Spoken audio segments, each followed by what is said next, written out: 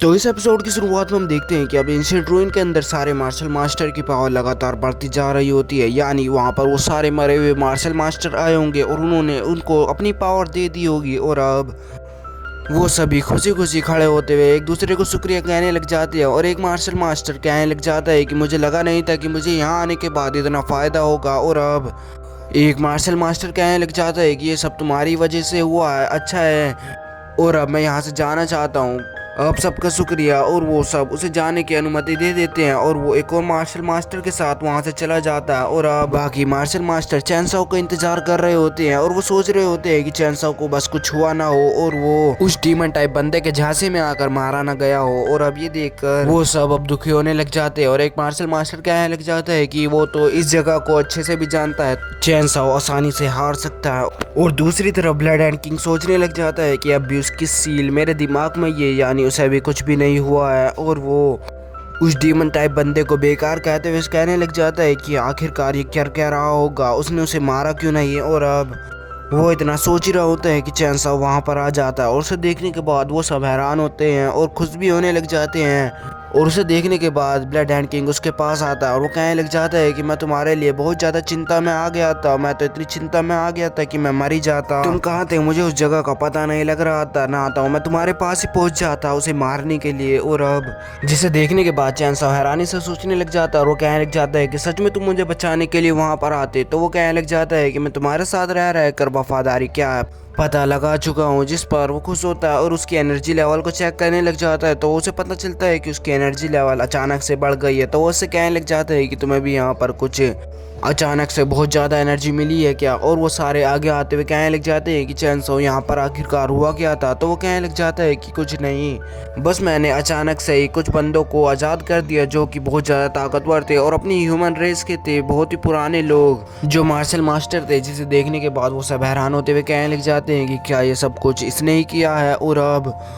और अब दूसरा मार्शल मास्टर चैनसो से पूछने लग जाता है कि वैसे चैनसो उस डीमन टाइप बंदे का क्या हुआ। तो वो कहने लग जाता है कि अब से वो तुम्हें कभी भी परेशान नहीं करेगा और वो तुम्हारे सामने भी नहीं आएगा, ना ही तुम्हें कुछ चोट पहुंचाएगा। जिस पर वो कहने लग जाते हैं कि क्या तुमने उसे मार दिया। तो वो कहने लग जाता है कि ऐसे ही समझो। और अब उसे देखने के बाद वो मार्शल मास्टर कहने लग जाते हैं कि अब तुम सही लग रहे हो और अब तुम ठीक ठाक लग रहे हो, तो मुझे यहाँ से चले जाना चाहिए। और वो कहने लग जाते हैं कि ये चारों बंदे उन दोनों डायनेस्टी के बंदे हैं जो कि हमारे से लड़ रही थी, तुम इसका कुछ भी कर सकते हो। और अब चैनसो उन्हें ग्रीट करता हुआ उन्हीं डायनेस्टी के बंदों के पास पहुंच जाता है और उनके पास खड़ा होकर कहने लग जाता है कि तुम्हारे पास दो चॉइस हैं, पहली मर जाओ और दूसरी मेरे सामने सरेंडर कर दो और मेरे साथ मिल जाओ, तुम बच जाओगे। उसे देखने के बाद एक बंदा कहने लग जाता है कि तुम सोच क्या रहे हो, हम अपनी ग्रेट डायनेस्टी से निकलकर तुम्हारी छोटी डायनेस्टी में आ जाए, तुम मरना चाहते हो क्या। जिस पर वो सोचने लग जाता है और कहने लग जाता है शायद तुमने पहला ऑप्शन लिया है। और वो अपनी स्पिरिचुअल सील को बाहर निकाल कर उसके ऊपर हमला कर देता है और वो उसे दबाने लग जाती है। जिसे देखने के बाद वो कहने लग जाता है कि नहीं,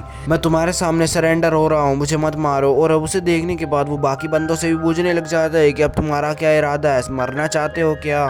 जिस पर वो भी अपने घुटनों पर आ जाते हैं और वो कहने लग जाते हैं हम भी तुम्हारे सामने सरेंडर कर रहे हैं, हमें मत मारना। जिस पर चैनसो अपनी सोल डिस्ट्रॉइंग टेक्निक को उन सब के माथे पर लगा देता है और अब वो ब्लड एंड किंग से कहने लग जाता है कि अब तुम इन सब का ख्याल रखना। जिस पर वो कहने लग जाता है कि मैं ही क्यों। तो वो कहने लग जाता है कि तुम ऐसा नहीं कर सकते हो क्या। तो वो कहने लग जाता है कि मैं ऐसा कर तो सकता हूँ लेकिन मुझे नहीं लगता कि मैं इसे आसानी से कर पाऊंगा। और अब एक एल्डर चैनसो से पूछने लग जाते हैं कि आखिरकार वो डीमन टाइप बंदा गया क्या, तुमने उसे मार दिया या वो जिंदा है। तो वो कहने लग जाता है कि तुम ऐसा कह ही रहे हो तो। और अब वो अपने उसी एंशिएंट ट्रेजर को बाहर निकालता है और उसके अंदर से वो डीमन टाइप बंदा भी बाहर आ जाता है, जिसको देखकर वो सब हैरान होने लग जाते हैं। और अब वो डीमन टाइप बंदा चैनसो के सामने झुक जाता है, जिसे देखने के बाद वो सब हैरान होने लग जाते हैं और उन्हें कुछ समझ नहीं आ रहा होता है कि यहाँ पर क्या हो रहा है। तो वो उससे पूछने लगते हैं कि चैनसो यहाँ पर क्या हो रहा है। तो वो कहने लग जाता है कि इसने मेरे सामने सरेंडर कर दिया है और अब ये मेरी बातें मानेगा और हम सबका साथ देगा, अगर ऐसा इसने नहीं किया तो मैं इसे मार डालूंगा। और अब उस डीमन टाइप बंदे को वापस से उसी एंशिएंट ट्रेजर में लेने के बाद वो अपने पास बुला लेता है। और अब चैनसो उन सब से कहने लग जाता है कि मैं तुमसे ज़्यादा देर नहीं कहूँगा यहाँ पर रुकने के लिए, क्योंकि अब ये डीमन सीक्रेट रील्म खत्म होने वाली है, इसलिए हमें जल्द से जल्द यहाँ से बाहर निकलना होगा। और अब उसकी बातें सुनने के बाद वो सब चैनसो के पीछे जल्दी से भागने लग जाते हैं और अब यहीं पर यह एपिसोड खत्म हो जाता है। 虜になってしまえばきっとこの夏は充実するのモード噂の Dreaming 忘れないででも気持ちは伝えてしまえばいつかその夢は覚めてしまうんだろうな青い影が揺れる街角君の虜にな